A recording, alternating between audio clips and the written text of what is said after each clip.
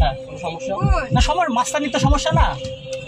আমি চাঁদা দিলাম, তারপর হলো ওরে আমি দেখতেছি আমি কি। সম্প্রতি সামাজিক যোগাযোগ মাধ্যমে একটি গুরুতর অভিযোগ ছড়িয়ে পড়েছে, বিএনপি চাঁদাবাজিতে জড়িত। কিন্তু আসলেই কি তাই, নাকি এটি একটি সুপরিকল্পিত অপপ্রচার?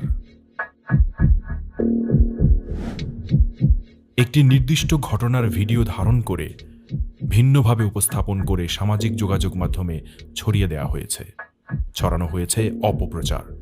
কিন্তু পুরো ঘটনার প্রেক্ষাপট কি ছিল? ভিডিওতে পরিষ্কার দেখতে পাচ্ছেন এখানে গাড়ি পার্ক করা হয়। তাই সিটি কর্পোরেশন থেকে পার্কিং চার্জ আদায়ের জন্য যে কোম্পানিকে ইজারা দেয়া হয়েছে সেই কোম্পানি পার্কিং চার্জ আদায় করবে, সেটাই স্বাভাবিক। প্রত্যক্ষদর্শী ও দায়িত্বরত ব্যক্তিদের কাছ থেকে আমরা জানতে পারি, গাড়ির চালক পার্কিং চার্জ পরে দিবে বললেও চার্জ না দিয়েই চলে যাচ্ছিল। সেই চার্জ আদায় করতে গিয়ে আশরাফুল গাড়ি চালকের সাথে বাকবিতণ্ডায় জড়ায়। ভাই আপনার নাম কি? মোহাম্মদ ইউনুস মন্ডল। হ্যাঁ ইউনুস ভাই, ঘটনাটা কি হয়েছে আপনি একটু শুরু থেকে বলেন তো ভাই। শুনতে হচ্ছে গাড়ি নিয়ে পার্কিংয়ে রাখার পরে তখন রিসিভ দিছিল, পার্কিংয়ের স্টাফ যারা ছিল তারা রিসিভ দিছিল। তারা বলছে যে এখন রিসিভ নিব না, যাওয়ার সময় একবারে রিসিভ নিব, টাকা দিয়ে দেবো।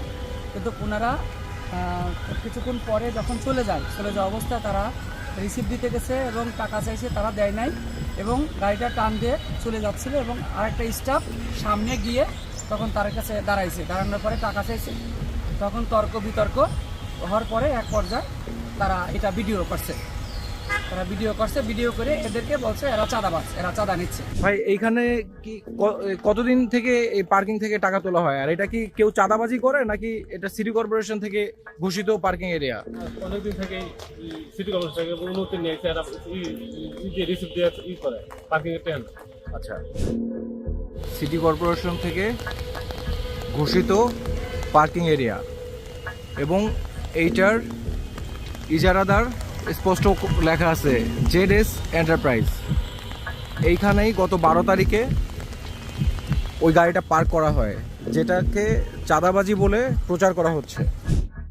এখানে একটি বিষয় স্পষ্ট, এই ঘটনায় কোনো চাঁদাবাজি হয়নি, বরং বৈধ পার্কিং চার্জ নিয়ে আশরাফুল ও গাড়ি চালকের মধ্যে বাকবিতণ্ডা হয়েছে।